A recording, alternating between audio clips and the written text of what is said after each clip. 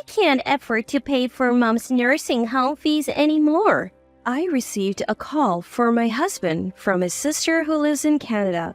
I was taken aback when I heard the message on his behalf. Nursing home fees for mom? What are you talking about? I have been sending $1,000 every month. I had no idea about this and I informed her that mom had already passed away. What on earth is going on? My name is Amanda, a 50-year-old housewife.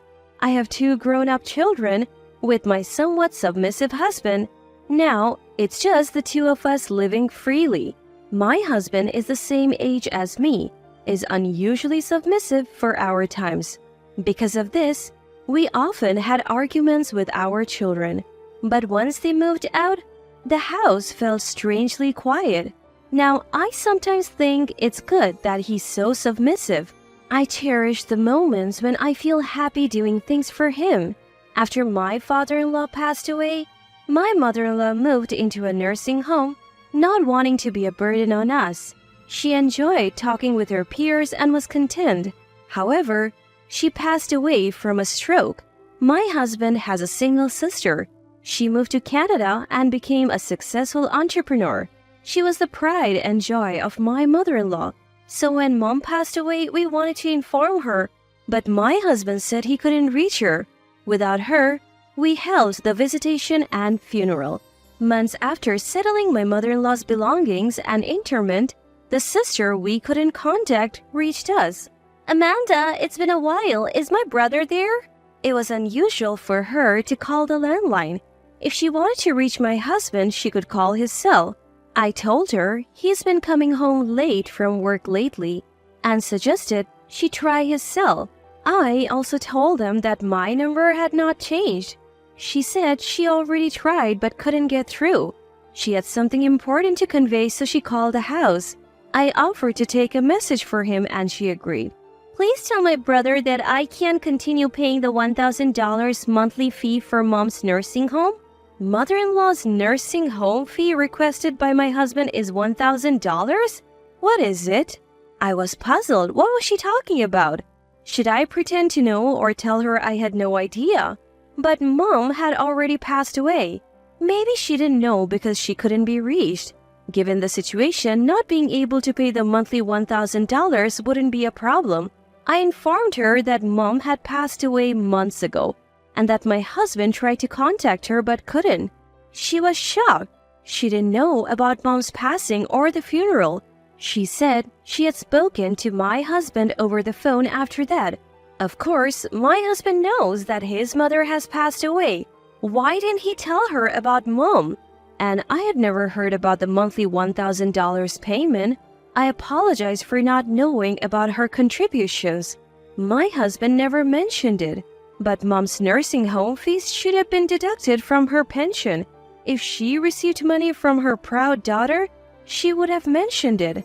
I decided to dig a little deeper. Your mother must have been so grateful, right? Well, actually, I never spoke directly with her. What? It was always through my brother, so I sent the money to his account. Amanda, what's going on? My husband uses his bank account for all our living expenses. His salary is deposited there too. I'm aware of our finances, but I have never seen the $1,000 that his sister mentioned. Just to be sure, I contacted the bank where we had closed my mother-in-law's account to check the transactions, but there were only her pension deposits and the monthly nursing home fees being deducted. So where did the $1,000 his sister mentioned go? It means my husband has a bank account I don't know about. I asked her for the account details and the bank's name. Throughout our conversation, she was trembling with grief over her mother's death and anger for not being informed about the funeral. What is my brother hiding, not telling me about our mother's death?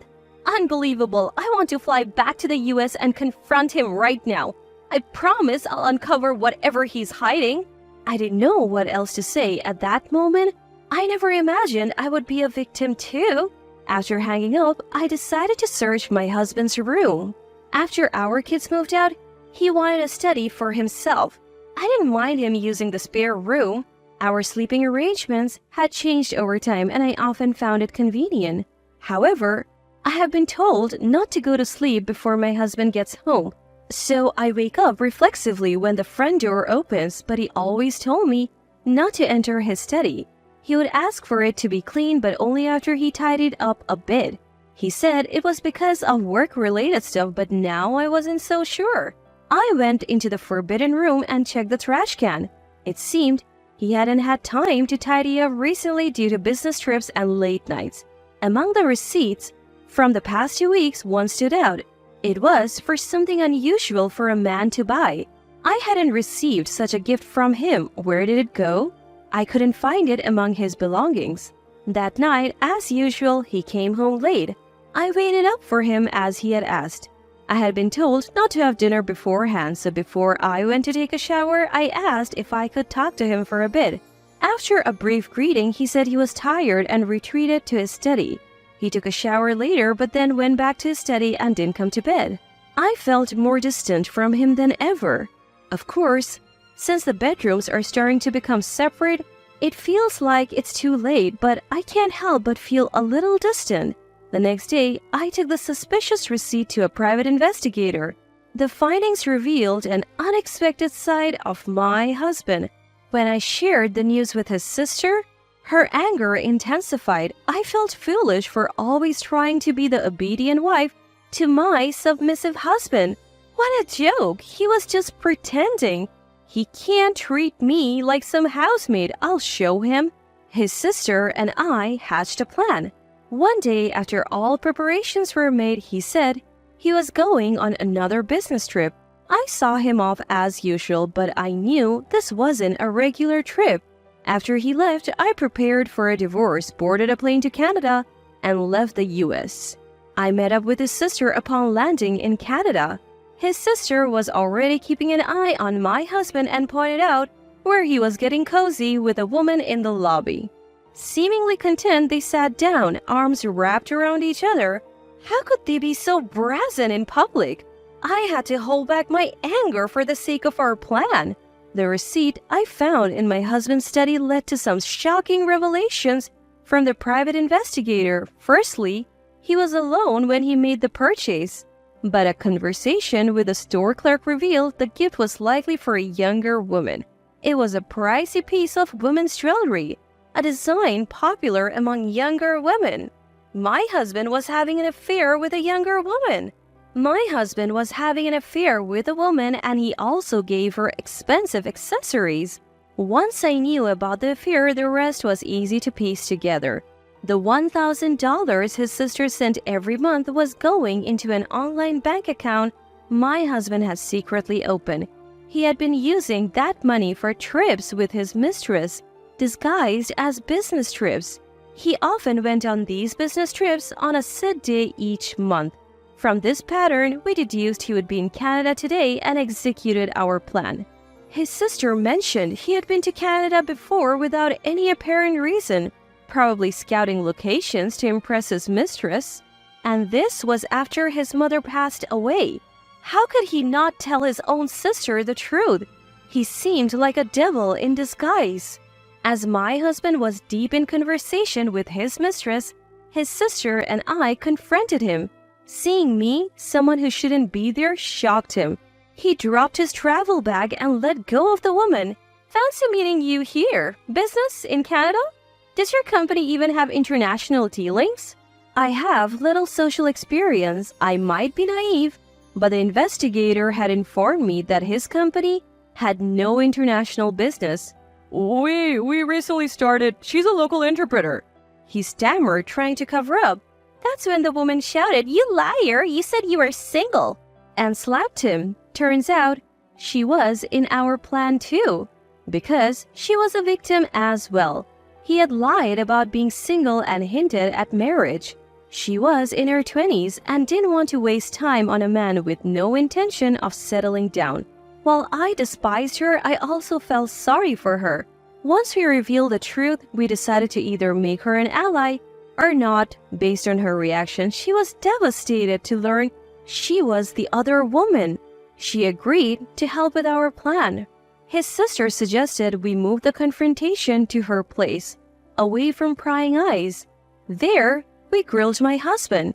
He had asked his sister for the $1,000 monthly, supposedly for their mother's nursing home fees just to fund his escapades.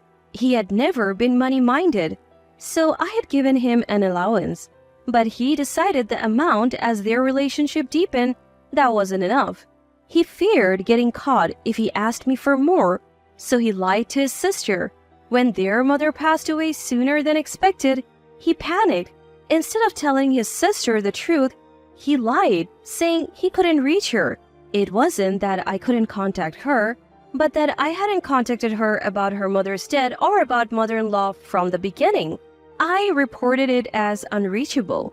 I was afraid of losing the monthly $1,000 and scared of facing my sister if she found out, he admitted. If she returned for the funeral, she might discover his deception. He said he was afraid that someone would find out how he had defrauded them of his money.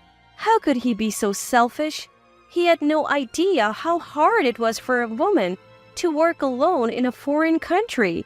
His sister, though successful, was still single and probably wanted to save for the future. How did you come up with $1,000? To think he used her hard-earned money on his affair? Between this and hiding their mother's death, how could he trample over people's feelings like this? I couldn't comprehend it. He was fundamentally different from me. I can't be with you anymore. I want a divorce. My husband didn't respond. I wished he would show some remorse, even just a hint, maybe. But he didn't. He questioned how I, who had never worked a proper job, could survive after a divorce at 50. Could I really make it without him, the one providing for me? Of course, I knew the reality, but that's not what I needed to hear right now. Even though I knew, I still wanted a divorce. I was utterly fed up with my husband, who never understood my feelings. I boldly confronted him with evidence, including photos from a private investigator agency.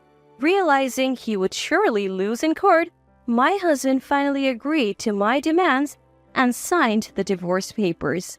The next day, my sister-in-law kindly offered to let me stay until my flight back to the US.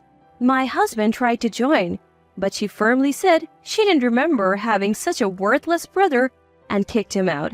I hadn't submitted the papers yet, but emotionally, he felt like a stranger.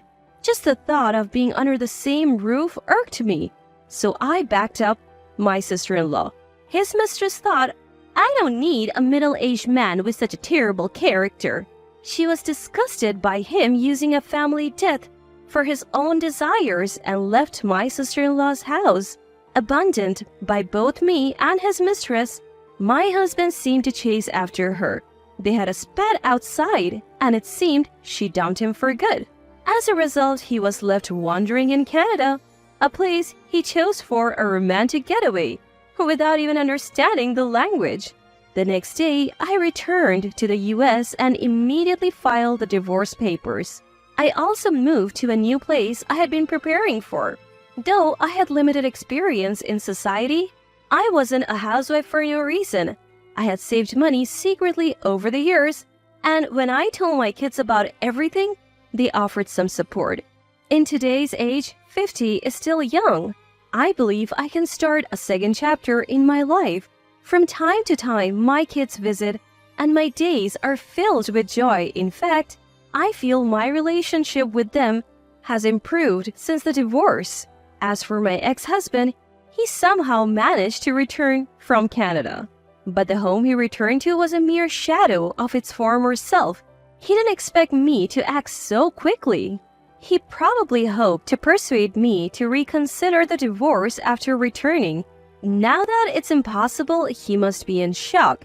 In future, he will be burdened with a divorce settlement from me and repaying the money he deceitfully took from his own sister. I also heard his mistress is suing him, demanding, "Give me back my 20s." Most of his salary goes to these payments, and he's living in extreme poverty. I have even heard he's been spotted at soup kitchens. I don't feel pity. My fallen ex-husband, This is the consequence for deceiving people and exploiting a family death.